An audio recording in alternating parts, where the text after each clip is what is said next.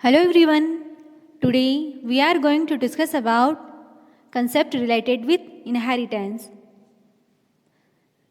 There are three concepts. First one is generalization, second subtyping or extension, third specialization and restriction.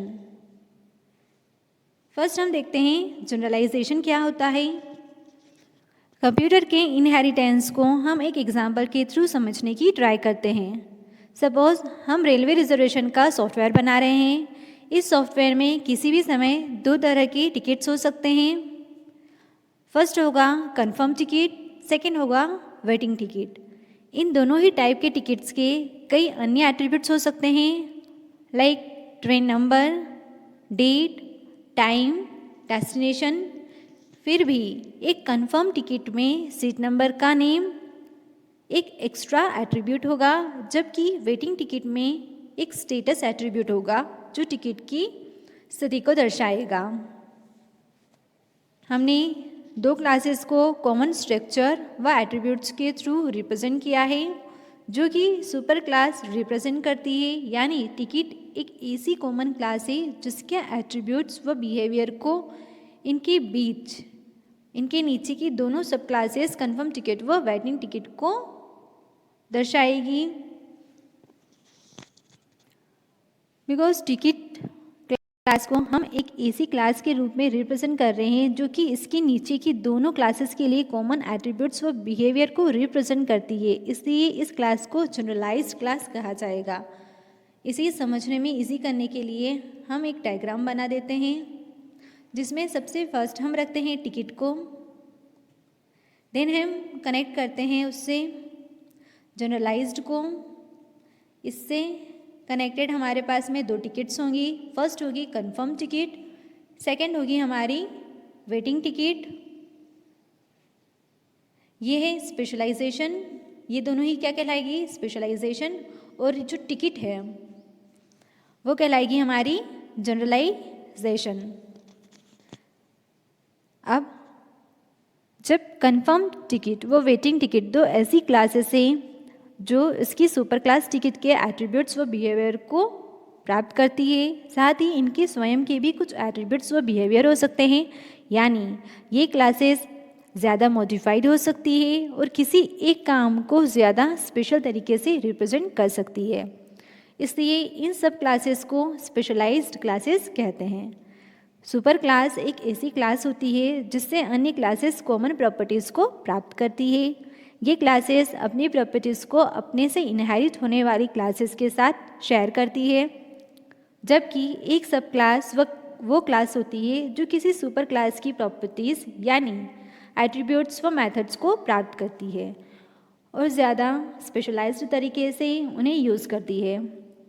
कोई भी सब class कभी भी अपनी सुपर क्लास के कंस्ट्रक्टर को इनहेरिट नहीं करती, क्योंकि कंस्ट्रक्टर का अपने कंपाइलर के लिए एक स्पेशल मीनिंग होता है। सब क्लासेस के स्वयं के कंस्ट्रक्टर भी क्रिएट किए जा सकते हैं, जहां सुपर क्लास के कंस्ट्रक्टर की वैल्यू इनिशलाइज की जाती है। एक सब क्लास का उसकी सुपर क्लास की डेटा मेंबर्स व मेंबर मेथड्स के अलावा स्वयं का भी डेटा मेंबर व मेथड हो सकती है। यूजुअली कई प्रोग्रामिंग लैंग्वेज में सुपर क्लास को बेस क्लास व सब क्लास को डिराइव्ड क्लास भी कहा जाता है।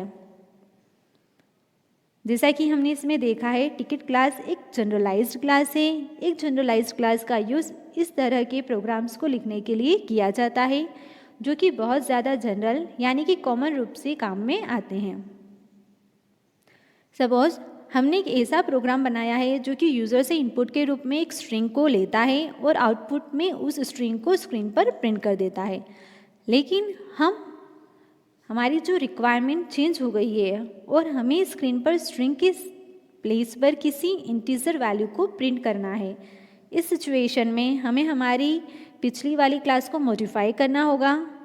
मान लीजिए हमारे पास सुपर क्लास के रूप में एक डेटा क्लास है जिसमें इसकी वैल्यू को डिस्प्ले करने के लिए एक मेथड है।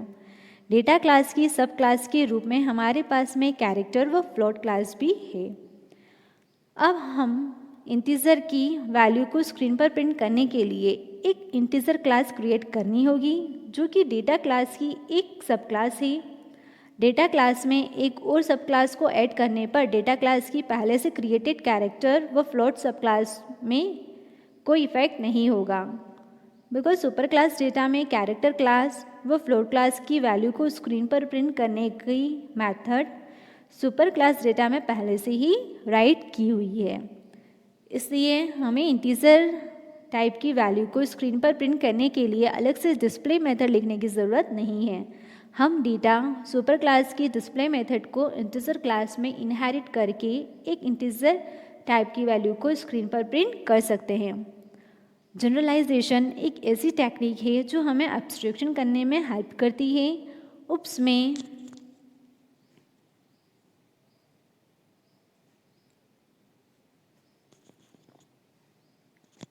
मुख्य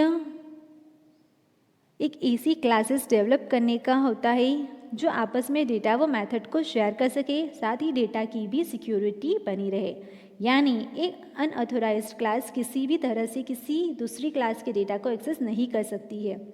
इनकैप्सुलेशन ये वह तरीका है जिसमें डाटा की सिक्योरिटी को प्राप्त किया जा सकता है।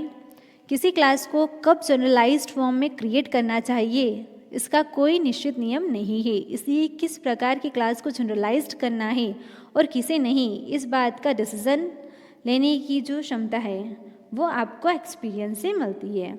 जावा में हम केवल सिंगल इनहेरिटेंस कंसेप्ट को ही यूज़ कर सकते हैं, यानी जावा में हम केवल एक ही सुपर क्लास के एट्रीब्यूट्स व बिहेवियर को नई क्लास में डिराइव कर सकते हैं। नेक्स्ट है हमारा स्पेशलाइजेशन। स्पेशलाइजेशन की प्रोसेस जनरलाइजेशन से अपोजिट होती है। इस प्रोसेस में आप केवल एक सुपर क्लास से एक से ज़्यादा सब क्लास बना सकते हैं। इसमें भी जनरलाइजेशन की तरह इजी रिलेशनशिप होती है। ये टॉप डाउन प्रोसेस होती है। Then extension. Subtyping means that derived class is behaviour compatible with the base class। Behaviour यानी कि जो बेस क्लास है वो डिराइव क्लास को रिप्लेस कर सकती है। यहाँ पर एक एग्जाम्पल दिया गया है पर्सन एंड स्टूडेंट का। यहाँ पर एक और एग्जाम्पल दिया गया है शेप एंड सर्कल का। स्पेशलाइजेशन में कुछ रेस्ट्रिक्शंस होते हैं। Specialization means that derived class is behaviorally incompatible with the base class। Behaviorally incompatible means that base class cannot always be replaced by the derived class।